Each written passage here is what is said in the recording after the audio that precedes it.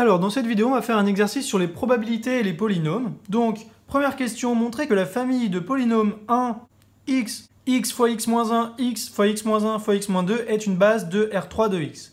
Deuxième question, déterminer alpha pour que l'expression pour tout k appartenant à n, donc les entiers naturels, p de x égale k est égal à alpha fois k au cube plus 1 sur factoriel k, définissent une loi de probabilité de variables aléatoires réelles discrètes à valeur dans n. Et troisième question, donc déterminer l'espérance de x avec alpha trouvé dans la deuxième question. Donc première question, on a le cardinal, ça s'appelle de la famille de polynômes, donc 1, x, x fois x-1, x fois x-1 fois x-2, qui est égal à 4, c'est-à-dire qu'il y a 4 éléments, et cela est égal à la dimension de R3 de x. Donc je rappelle que la dimension de Rn de x, ici c'est toujours n plus 1, puisque on prend le cas où c'est puissance 0, ici c'est x puissance 0, donc là on a x puissance 1, x puissance 1 fois x-1, etc., etc. Donc ici on a juste besoin de montrer que cette famille est libre. Donc, pourquoi? Parce que quand on a autant de vecteurs que la dimension de l'espace, eh bien pour montrer que c'est une base, il suffit de montrer qu'elle est libre. On n'a même pas besoin de montrer qu'elle est génératrice puisqu'il y a le nombre de vecteurs ad hoc. Donc, soit A, B, C et D, 4 réels, tels que, donc on a A fois X, fois X-1 fois X-2, plus Bx fois x-1, plus Cx plus D égale 0. Donc on va appeler cette équation E. Donc on va prendre des valeurs arbitraires. Donc pour x égale 0, on a directement ça qui est égal à 0, ça également et ça également. Donc il nous reste D égale 0, selon E, donc selon l'équation E. Pour x égale 1, sachant que D égale 0, eh bien les deux x-1 ils s'annulent. Donc il nous reste Cx plus D égale 0, c'est-à-dire C égale 0. Et pour x égale 2, donc on a ici ça qui s'annule. Donc il nous reste A fois x fois x-1 fois x-2 plus bx fois x-1 parce que C et D valent 0. Donc si x égale 2, le A vaut 0 ici, puisque là on multiplie par 0. Donc il nous reste bx fois x-1 égale 0, c'est-à-dire b égale 0. Et enfin, si x égale 3, eh bien on a 3 multiplié par 2 multiplié par 1. Ça fait 6a égale 0, et donc 6a égale 0, ça nous donne directement a égale 0. Donc en ayant a, b, c, d égale 0, donc a égale b égale c égale d égale 0, on affirme directement que la famille est libre.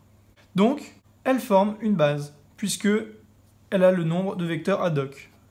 Donc elle forme une base de R3 de x. Voilà pour la première question.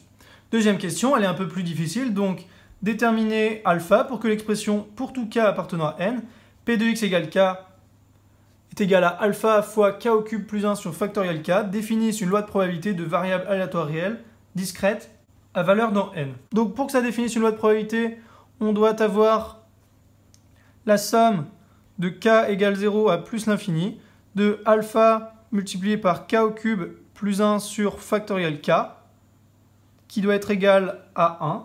C'est-à-dire, on a le droit de mettre le alpha devant puisqu'il ne dépend pas de l'indice de sommation k, donc k égale 0 à plus l'infini avec alpha devant, de k au cube plus 1 sur factoriel k égale 1. Donc, cette équation, on va la nommer R par exemple, pour bien s'en souvenir. Donc, on a ici R qui équivaut à alpha multiplié par la somme de k égale 0 à plus l'infini de k au cube sur factoriel k plus la somme de k égale 0 à plus l'infini de 1 sur factoriel k qui est égal à 1. Donc on a parfaitement le droit de casser la somme en deux puisqu'une somme c'est une addition et a plus b c'est égal à b plus a. Or, ici la somme de k égale 0 à plus l'infini de 1 sur factoriel k, eh bien c'est une série exponentielle, et donc ça fait E de 1, c'est-à-dire E. Et donc, il nous reste un problème, c'est de calculer la somme de k égale 0 à plus l'infini de k au cube sur factoriel k. Donc, on pense à quoi? Eh bien, on pense à utiliser la première question, sinon elle ne servirait à rien, elle n'aurait aucun lien. Donc, décomposons x au cube, ici le k au cube, donc x au cube par rapport à la première question, en fonction de 1, x fois x moins 1, et x fois x moins 1 fois x moins 2. Donc, cherchons les réels. Donc, on va les appeler A, B, C, D, mais ce ne sont pas les mêmes que tout à l'heure. Donc, cherchons les réels A, B, C et D, tels que x au cube est égal à x fois x moins 1 fois x moins 2, multiplié par A, plus B fois x moins 1, plus Cx plus D. Donc, ici, on a x au cube, donc c'est 1 fois x au cube, et là, le coefficient dominant, c'est x au cube également, puisqu'on a x fois x au cube, donc A est égal à 1, directement. Ensuite, pour x égale 0, cela nous permet d'éliminer cela et cela et cela, donc il nous reste d égale 0, donc pour grand x égale 0, on a d égale 0. Pour x égale 1, eh bien on a ça qui s'élimine, ça qui s'élimine. Il nous reste c avec d égale 0, qui est égal à, donc 1 au cube, ça fait c égale 1. Puisqu'ici, si x était égal à 0, x au cube était égal à 0. Et là, si x égale 1, x au cube égale 1. Donc pour x égale 2, on a 2 au cube, ça fait 8. Ici, on a x moins 2, donc ça fait 2 moins 2, 0, donc cela, ça vaut 0. Ici, on a b fois 2 moins 1, ça fait 2b. Plus c qui est égal à 1, donc 1 fois 2, donc 2, plus 0. Donc on a 8 est égal à donc 0 plus 2b plus 2. Et donc ça équivaut à donc 8 moins 2, ça fait 6. 6 divisé par 2, ça fait 3 est égal à b. Donc si x égale 2, eh bien b égale 3. Et donc on a alors l'équation x au cube avec a égale 1 est égal à x fois x moins 1 fois x moins 2 plus donc b fois x moins 1, donc 3 fois x moins 1 plus c égale 1 fois x, c'est-à-dire plus x et plus d qui vaut 0, donc plus 0. Donc on a x au cube égale x fois x moins 1 fois x moins 2 plus 3x fois x moins 1 plus x. Donc voilà pour la décomposition. Et donc on va écrire k au cube, puisque c'est cela qui nous intéresse dans cette vidéo. Donc on a k au cube est égal à k fois k moins 1 fois k moins 2, en reprenant en fait, en échangeant juste x et k, plus 3 fois k moins 1, plus k. Donc il en résulte que la somme de k égale 0 à plus l'infini de k au cube sur factoriel k, c'est égal à la somme de k égale 0 à plus l'infini de k fois k moins 1 fois k moins 2 sur factoriel k, plus 3 fois la somme de k égale 0 à plus l'infini de k fois k moins 1 sur factoriel k, plus la somme de k égale 0 à plus l'infini de k sur factoriel k. Donc, c'est égal à la somme de k égale 3 à plus l'infini de 1 sur factoriel k moins 3. Alors, pourquoi? Eh bien, parce que ici, on a factoriel k, c'est-à-dire à k fois factoriel k moins 1. Donc, on a k qui s'élimine. On a factoriel k moins 1 divisé par k moins 1 fois k moins 2. Or, factoriel k moins 1, ça fait k moins 1 fois factoriel k moins 2. Donc, le k moins 1, il s'élimine. Et ensuite, on a factoriel k moins 2 ici en bas et au-dessus k moins 2.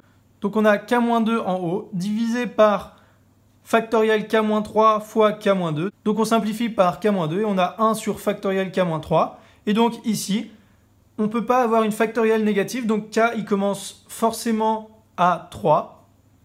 Donc, voilà pour le premier coefficient. Le deuxième, plus 3 fois la somme de k égale 2 à plus l'infini de 1 sur factoriel k moins 2. Donc là, on fait exactement de la même façon. On simplifie par k puis par k moins 1.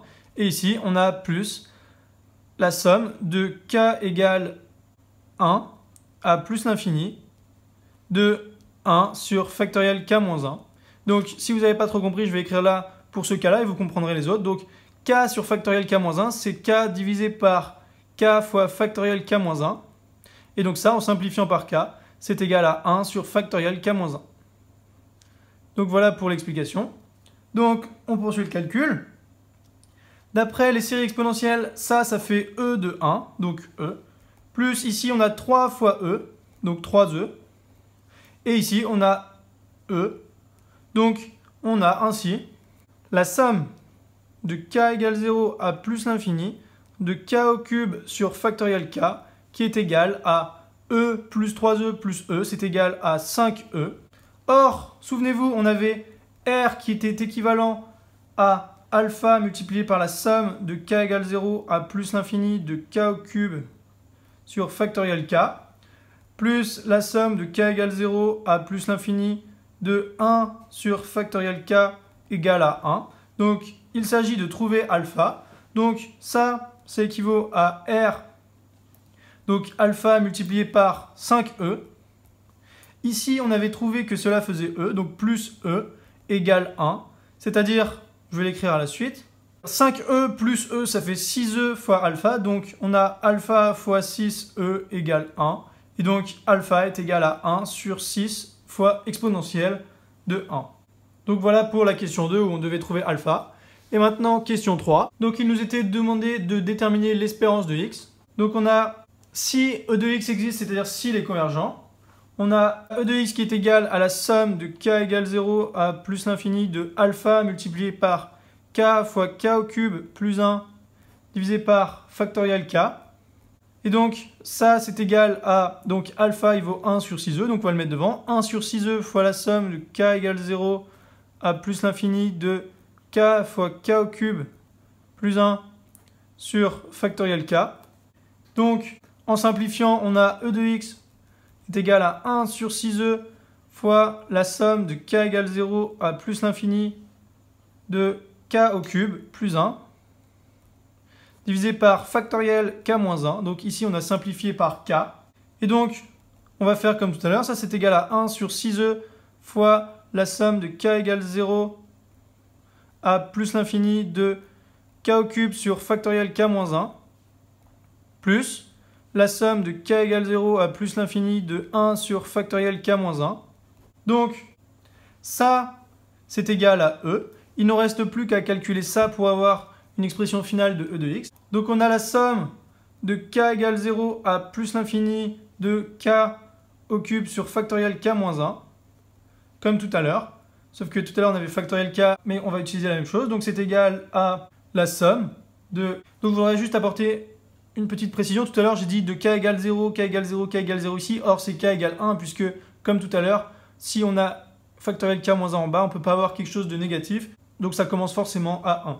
Donc, on a la somme de k égale 1 à plus l'infini de k au cube sur factoriel k-1, qui est égale à la somme de k égale 1 à grand N, de k fois k-1 fois k-2, divisé par factoriel k-1, plus la somme de k égale 1 à grand N de 3 fois k-1 sur factoriel k-1, plus la somme de k égale 1 à grand N de k sur factoriel k-1.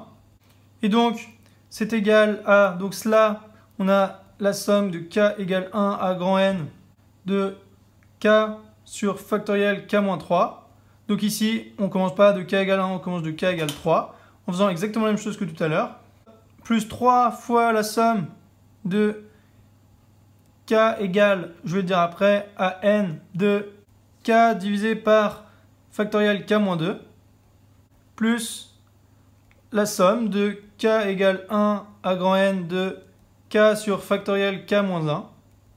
Donc ça, c'est égal à la somme de k égale 3 à n de k-3 plus 3. On fait un espèce de théorème belge, divisé par factoriel k-3, plus 3 fois la somme de k égale 2 à grand N de k-2 plus 2 sur factoriel k-2, plus la somme de k égale 1 à n de k-1 plus 1 sur factoriel k-1. Donc ça, c'est égal à la somme de k égale 3 à grand N, de k-3 sur factoriel 3, c'est-à-dire 1 sur factoriel k moins 4. Donc ici, on commence à k égale 4, plus 3 fois la somme de k égale 3 à plus l'infini de 1 sur factoriel k moins 3. Plus ici, on a la même chose, 3 multiplié par donc la somme de k-2 sur factoriel k-2, ça fait 1 sur factoriel k-3. Donc la somme de k égale 3 à plus l'infini de 1 sur factoriel k-3. Plus 2 fois la somme de k égale 2 à plus l'infini de 1 sur factoriel k-2. Et ici, plus la somme de k égale 2 à n. Donc je me suis trompé ici, c'était des n, pas des plus l'infini. Hein.